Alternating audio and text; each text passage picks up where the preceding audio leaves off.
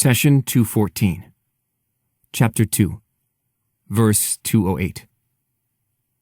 You who believe, enter wholeheartedly into submission to God, and do not follow in Satan's footsteps, for he is your sworn enemy. Chapter 2, Verse 208. The verse begins by addressing those who have believed in God, as if the Almighty is saying, "O you who have believed in me, listen to what I have to say." God does not assign any obligation to those who do not believe in Him. He only addresses those who love Him. When you love someone, you look forward to things that bring you closer to him or her.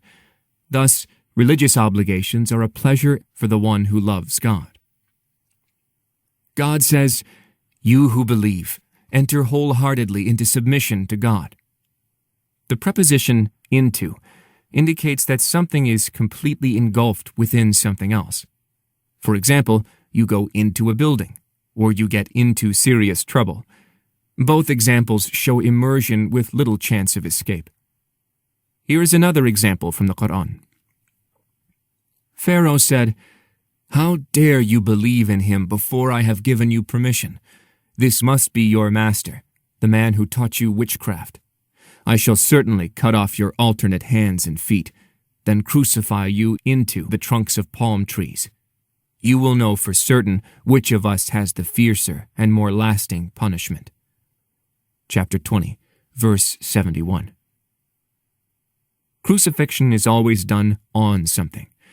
However, in this verse, Pharaoh is threatening the magicians to tie them so harshly to the tree trunks that their bodies would sink into the tree. Let's clarify this picture. Get a matchstick and place it on your finger, then tie very tightly with a thread. You will notice that the stick would appear to sink into your finger. This brings us back to the verse. God says, "You who believe, enter wholeheartedly into submission to God." The phrase submission to God is translated from the Arabic origin silm. The word silm carries different meanings, all of which are proper for this verse. Silm means the religion of Islam, and it also means peace. Peace is the opposite of war, and Islam came to put an end to the conflict between you and the universe around you. How is that, you may ask? We answer that God is your creator and the creator of the universe in which you live. The heavens, the earth, and everything in between follows God's will. You, on the other hand, are free to follow God's path or go against it. If you choose to follow your Lord's teachings, you become aligned in tranquility with the entire universe.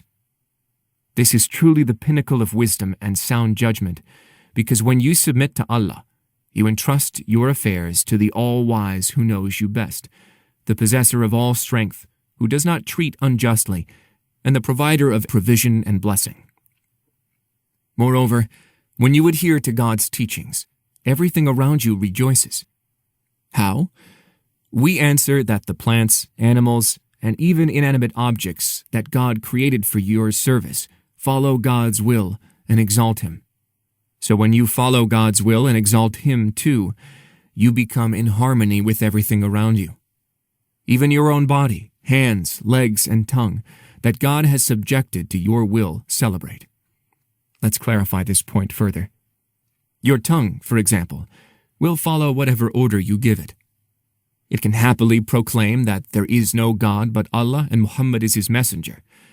It can also proclaim faith in other gods if you choose, but it only utters these words while it curses you. Keep in mind that your control over your tongue and over all your body parts will end on the day of resurrection. These body parts will bear witness against you on that day. Your legs, hands, eyes, ears will confess to God about what you did with them. Control on that day will only belong to the Supreme Creator. He says, "The day when they will emerge, nothing about them will be hidden from Allah. To whom does the sovereignty belong today? To Allah, the One, the All-Paramount." Chapter 40, verse 16. And in another verse, On the day when witness shall be given against them by their tongues, their hands, and their feet concerning what they used to do. Chapter 24, verse 24. Thus, Islam is an invitation for you to be in harmony with the universe around you, in harmony with your own self and body, all of which exalt God and follow His will. This is the true path to peace. God also calls you to enter into Islam completely, meaning not to take some of the religion and leave the rest. Take Islam as a whole and apply it entirely, because Islam is one complete structure with known principles and clear laws. You cannot adhere to some rules and leave out the rest, putting the whole system out of balance. Sadly, we often see this in everyday life. For example, a husband and wife may have severe disagreements. The man may eventually divorce the woman. At that time, we find those who accuse Islam because it gave the man more control in the matter of divorce. We say to them, "Why do you blame Islam now? Did the couple enter into the marriage according to Islamic teachings? Did the man and woman live their life according to God's recommendations? Had they done that, you would have known that Islam fully preserves the dignity of women and men." Many people enter into marriage without consideration for Islamic teachings, but when they fall into crisis, they blame Islam. Did the man choose a life partner properly? The Prophet, peace be upon him, said, "A woman is wedded for 4 things: for her wealth, for her beauty, for her noble descent, and for her pious adherence to religion. So aim to get the pious woman if you want real prosperity." Did the man prefer a pious woman over all else? Or was that the last thing on his mind? Similarly, when the man came to propose, did the woman and her family value his faith and good character? Or did they look at material things first? If you disregard Islamic teachings when you get married, then do not rush to blame Islam when you divorce.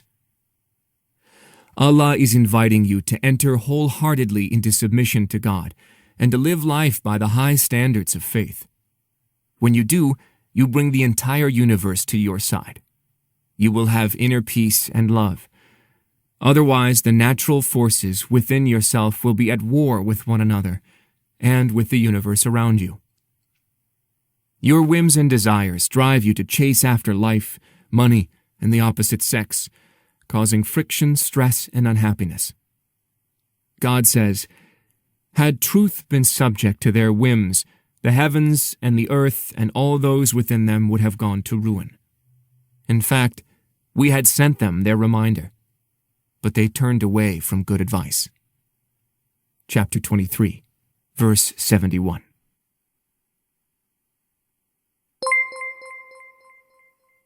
The messenger said, "My Lord, my people treat this Quran as something to be ignored."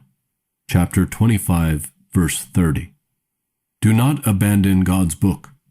Please take a moment to subscribe and to share with your family and friends. Visit us at www.QURANGARDEN.com.